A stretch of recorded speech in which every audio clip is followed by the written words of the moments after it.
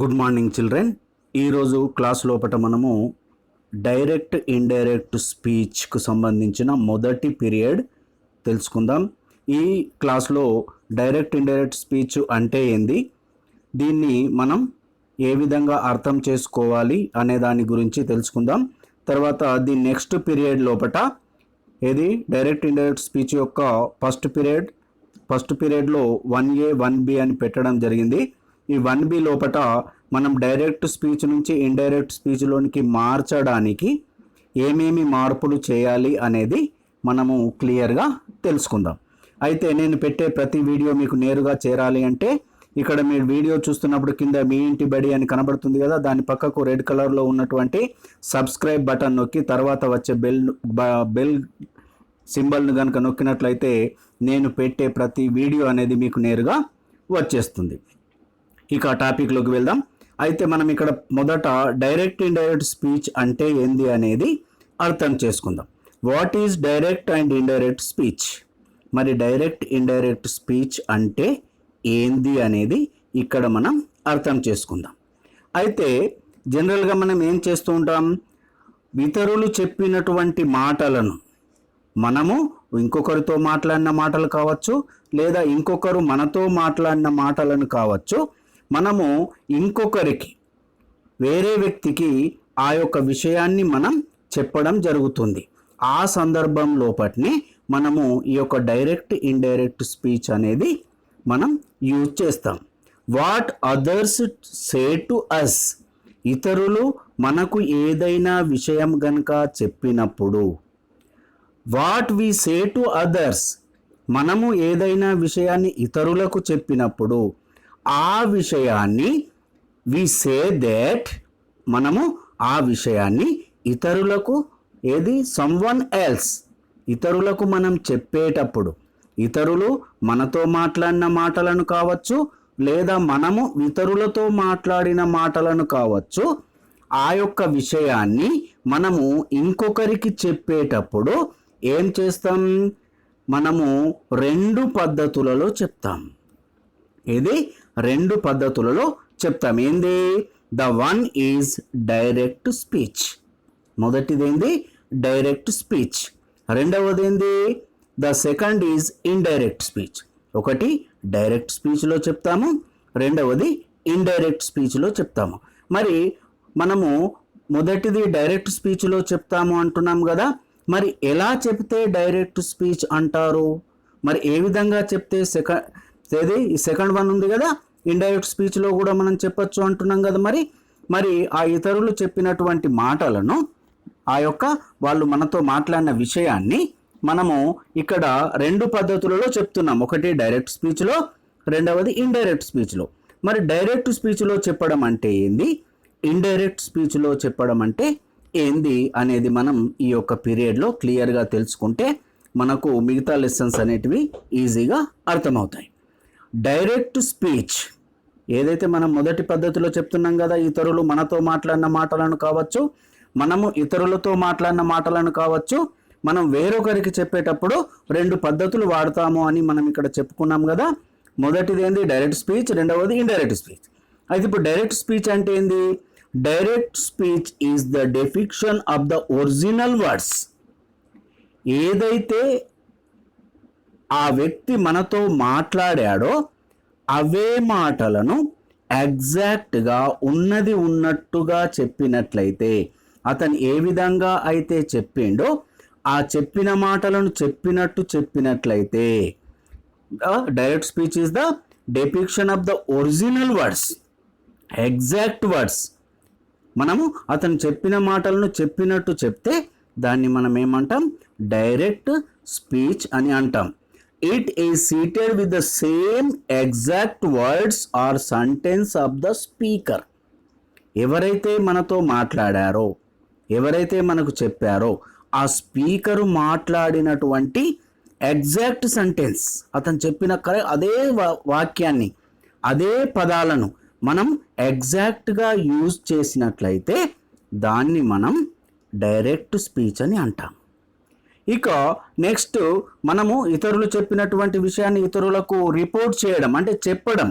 ఆ రిపోర్ట్ చేసేటప్పుడు మనము డైరెక్ట్ స్పీచ్లో కాకుండా ఇండైరెక్ట్ స్పీచ్లో కూడా మనం రిపోర్ట్ చెప్పడం జరుగుతుంది. ఇక ఇండైరెక్ట్ స్పీచ్లో కనుక చెప్పినట్లయితే దాన్ని మనము రిపోర్టెడ్ స్పీచ్ అని అంటాం. ఏమంటాం?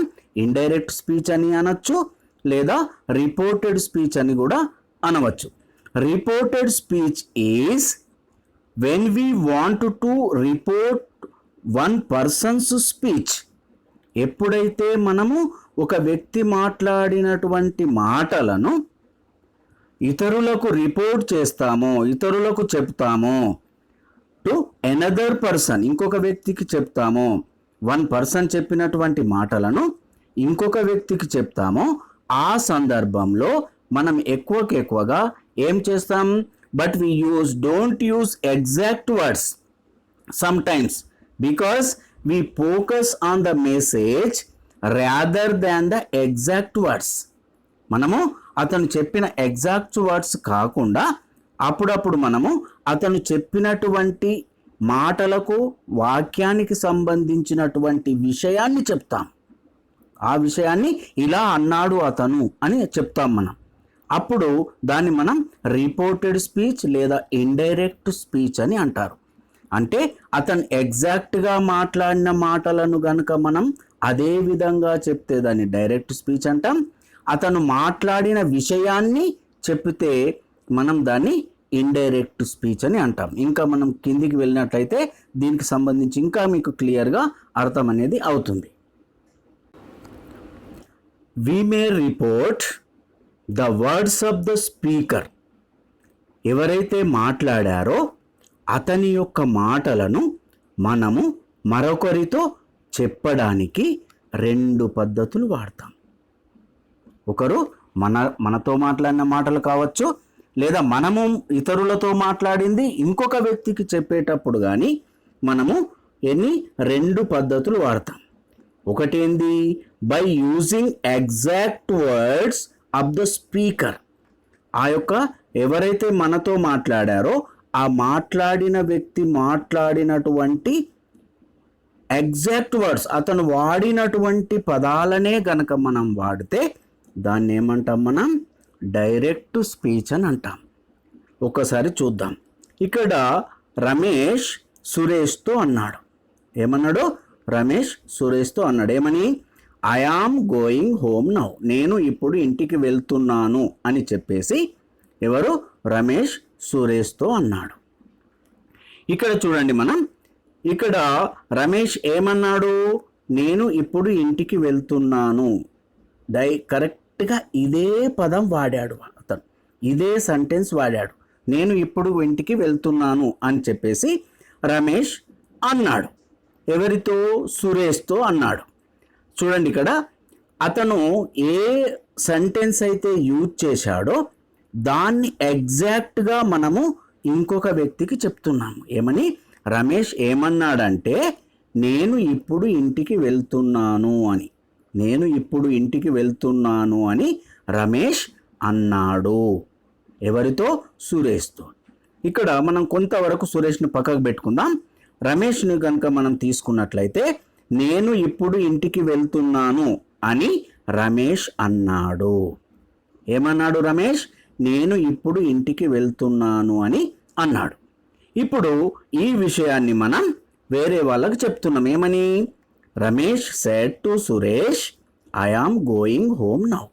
నేను ఇప్పుడు ఇంటికి వెళ్తున్నాను అని రమేష్ సురేష్తో అన్నాడు అని చెప్పేసి మనము ఆ రమేష్ వాడినటువంటి ఎగ్జాక్ట్ సెంటెన్స్ని ఇక్కడ మనం 3వ వ్యక్తికి చెప్తున్నాం కదా. దీన్ని మనం డైరెక్ట్ స్పీచ్ అంటాం. అంటే ఇక్కడ రమేష్ వాడినటువంటి సెంటెన్స్ ఎగ్జాక్ట్గా, అతను రమేష్ వాడినటువంటి వర్డ్స్ను ఎగ్జాక్ట్గా ఉన్నట్లుగా మనం చెప్తున్నాం కాబట్టి దీన్ని డైరెక్ట్ స్పీచ్ అని అంటాము. మరి అలా కాకుండా వేరే తీరంగా ఏ విధంగా చెప్పచ్చు? రమేష్ ఏమన్నాడు? నేను ఇంటికి వెళ్తున్నాను అని అప్పుడు అన్నాడు. రమేష్ ఇంటికి వెళ్తా అని అప్పుడు చెప్పాడు అని మనం ఇంకొక విషయం కూడా చెప్పచ్చు, ఇంకొక విధంగా కూడా చెప్పచ్చు. రమేష్ ఏమన్నాడు? అప్పుడు ఇంటికి వెళ్తున్నాను అన్నాడు అని కూడా మనం చెప్పచ్చు. అలా చెప్తే ఏమంటాం మరి చూద్దాం. By second, by using the meaning or substance, ఏది అతను చెప్పినటువంటి విషయానికి సంబంధించిన అర్థాన్ని, దాని యొక్క వివరణను ఆఫ్ ద, ఇది by using the meaning or substance of the what the speaker said. ఆ స్పీకర్, ఇక్కడ స్పీకర్ ఎవరు? రమేష్. ఈ రమేష్ ఏదైతే విషయం చెప్పాడో ఆ విషయాన్ని మన మాటలలో గనుక చెప్పినట్లయితే దాన్ని మనం ఇండైరెక్ట్ స్పీచ్ అంటాం. రమేష్ చెప్పింది చెప్పినట్లు చెప్తేనేమో డైరెక్ట్ స్పీచ్, రమేష్ చెప్పిన దాన్ని మన మాటలలో, దాని యొక్క అర్థాన్ని మన మాటలలో చెప్తే దాన్ని ఇండైరెక్ట్ స్పీచ్ అని అంటాము. ఏమంటాం దాన్ని? Indirect speech. దాన్నే మరొక పేరుతో రిపోర్టెడ్ స్పీచ్ అని కూడా అంటారు. ఏది? Indirect speech. అతను మాట్లాడిన మాటలను మన మాటలలో గనక చెప్పినట్లయితే దాన్ని ఇండైరెక్ట్ స్పీచ్ అని, రిపోర్టెడ్ స్పీచ్ అని కూడా అంటారు. మరి దీన్ని ఏ విధంగా చెప్పచ్చు? ఇక్కడ Ramesh said to Suresh I am going home now అన్నాడు. మరి దీన్ని ఇండైరెక్ట్గా మన మాటలలో ఎలా చెప్పచ్చు? Ramesh told Suresh that he was going home then. Ramesh సురేష్తో ఏమన్నాడు? అప్పుడు అతను ఇంటికి వెళ్తున్నాను అని అన్నాడు. ఎవరు? నేను. అతను అప్పుడు ఇంటికి వెళ్తున్నాను అని రమేష్ సురేష్తో అన్నాడు అని కూడా మనం చెప్పచ్చు. దీన్నే మనం ఇండైరెక్ట్ స్పీచ్ అంటే ఇది మన యొక్క మాటలలో చెప్తున్నాం. అతను అన్న మాటలో అన్నట్టు చెప్పడం లేదు ఇక్కడ. అతను అప్పుడు ఇంటికి వెళ్తున్నాను అని రమేష్ సురేష్తో అన్నాడు అని ఇక్కడ చెప్తున్నాం. అప్పుడు అతను ఇంటికి వెళ్తున్నాను అని సురేష్తో చెప్పాడు అని చెప్పేసి మనం ఈ విధంగా మన మాటలలో చెప్తున్నాం. ఈ విధంగా మన మాటలలో గనుక చెప్పినట్లయితే, అతను చెప్పిన విషయానికి సంబంధించిన అర్థాన్ని గనుక మనం వివరించినట్లయితే వేరొకరికి, దాన్ని మనం రిపోర్టెడ్ స్పీచ్ అని కానీ ఇండైరెక్ట్ స్పీచ్ అని కానీ అంటాము. అతను చెప్పిన మాటలు చెప్పినట్టు చెప్తే డైరెక్ట్ స్పీచ్ అని, అతను చెప్పిన మాటలను మన మాటలలో చెప్పినట్లయితే దాన్ని ఇండైరెక్ట్ స్పీచ్ అని అంటాం. అయితే ఇక్కడ మనము డైరెక్ట్ ఇండైరెక్ట్ స్పీచ్ మనం యూజ్ చేసేటప్పుడు ఏదైతే మనము డైరెక్ట్ స్పీచ్లో ఉన్నటువంటి వాక్యాన్ని ఇండైరెక్ట్ స్పీచ్లో మార్చడానికి కానీ, లేదా ఇండైరెక్ట్ స్పీచ్లో ఉన్నటువంటి దాన్ని డైరెక్ట్ స్పీచ్లో మార్చడానికి కానీ కొన్ని విషయాలు అనేది మనం బాగా గుర్తుపెట్టుకోవాలి. ఏంది అది? ఇక్కడ చూద్దాం. Note the 2 parts of a sentence in the direct speech.